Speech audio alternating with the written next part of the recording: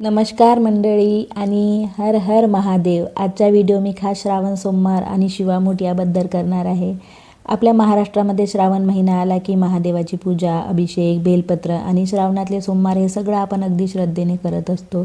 आणि त्यामागे एक महत्त्वाची परंपरा म्हणजे शिवामूठ वाहणे.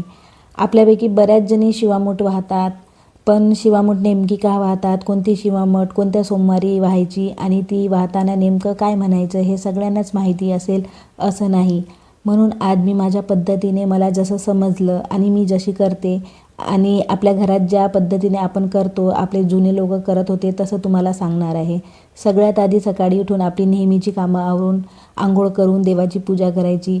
जर घरी महादेवाची पिंड किंवा शिवलिंग असेल तर त्याची पूजा करायची, नाहीतर महादेवाचा फोटो ठेवूनही मनापासून पूजा करू शकता. महादेवाला पाणी अर्पण करायचं शक्य असेल तर पाणी हे करा आणि अभिषेक होत असेल तर अभिषेकच करा, कारण श्रावण महिन्यात अभिषेकाचा खूप मान असतो. म्हणून बेलपत्र व्हायचं, फूल व्हायची आणि धूपदीप दाखवायचा.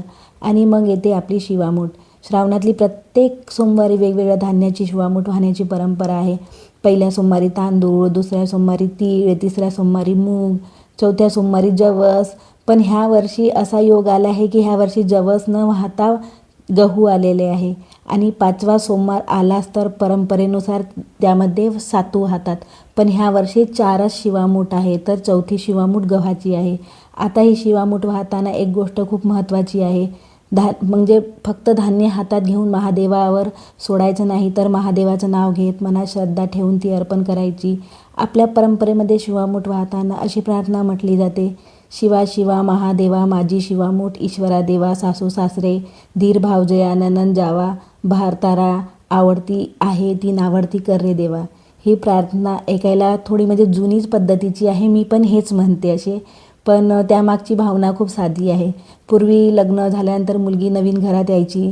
नवीन घरात म्हणजे सगळ्यांचं प्रेम मिळायला पाहिजे, सासऱ्यांचा माणसामध्ये आपुलकी राहावी, नवरा आणि घरातील सगळ्यांशी प्रेमाचं नातं राहावं, यासाठी ती महादेवाकडे म्हणजे प्रार्थना करायची. म्हणून या ओळीमध्ये सासू सासरा, दीर भावजया नंदा जावा आणि भ्रतारा म्हणजे नवरा असं असते.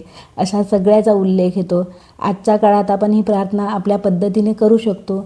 म्हणून आपण असंही म्हणू शकतो: शिवा शिवा महादेवा माझी शिवामूठ, ईश्वरा देवा माझ्या घरात सुखशांती राहू दे, माझ्या कुटुंबातील सगळ्या मध्ये प्रेम राहू दे, सगळ्यांना खुशी आणि निरोगी ठेव रे देवा, असं सुद्धा म्हणू शकतो आपण. कारण शेवटी महादेवाकडे आपण मनापासून काय मागतो ही भावना महत्त्वाची असते.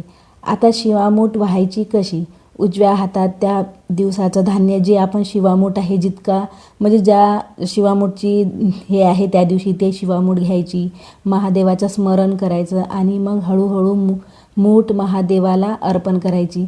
आणि त्या वेळी वर सांगितलेली जी मी प्रार्थना आहे ती म्हणायची. आणि जर नाही पण येत असेल तर तुम्ही ओम नमः शिवाय, श्री शिवाय नमस्तुभ्यं असंही म्हणू शकता. काही ठिकाणी शिवामूठ वाहताना संस्कृत मंत्रही म्हटला जातो, ते काही आपल्याला येत नाही. तर म्हणजे आपल्याला जे फक्त धान्याची मूठ नाही व्हायची आहे. आपण रोजच्या संसारामध्ये कितीही कामं करत असलो, घर सांभाळत असलो, मुलं, नवरा, सासरची माणसं सगळ्यांची काळजी घेत असलो ना, तरी या एका दिवशी महादेवासमोर 2 मिनटं शांत उभं राहून आपल्या मनातलं सगळं सांगता येतं. म्हणजे आपल्याला काही चिंता असेल, घरात काही अडचण असेल, मुलांची काळजी असेल किंवा फक्त घरात सुख शांती राहावी अशी इच्छा असेल तर ती महादेवाला सांगायची. महादेवाला मोठमोठ्या गोष्टीची गरज नाही आहे. श्रद्धेने वाहिलेले एक बेलपत्र आणि मनापासून घेतलेले ओम नमः शिवाय हे नावसुद्धा खूप मोठं आहे. आणि म्हणूनच मला असं वाटते आपल्या या जुन्या परंपरा आहे, आपण त्या जपतोच आणि जपतच आहे. कारण की आजकाल प्रत्येक गोष्ट करण्यामागचं कारण आपल्याला माहिती असतंच असं नाही. पण आपल्या आई आजी ज्या श्रद्धेने हे सगळं करत आल्या त्यामागे त्यांच्या मनात आपल्या कुटुंबासाठी केलेली प्रार्थना होती. म्हणून तुम्ही या श्रावण सोमवारला शिवामूठ वाहणार असाल तर अशी वाहा, सोप्या पद्धतीने.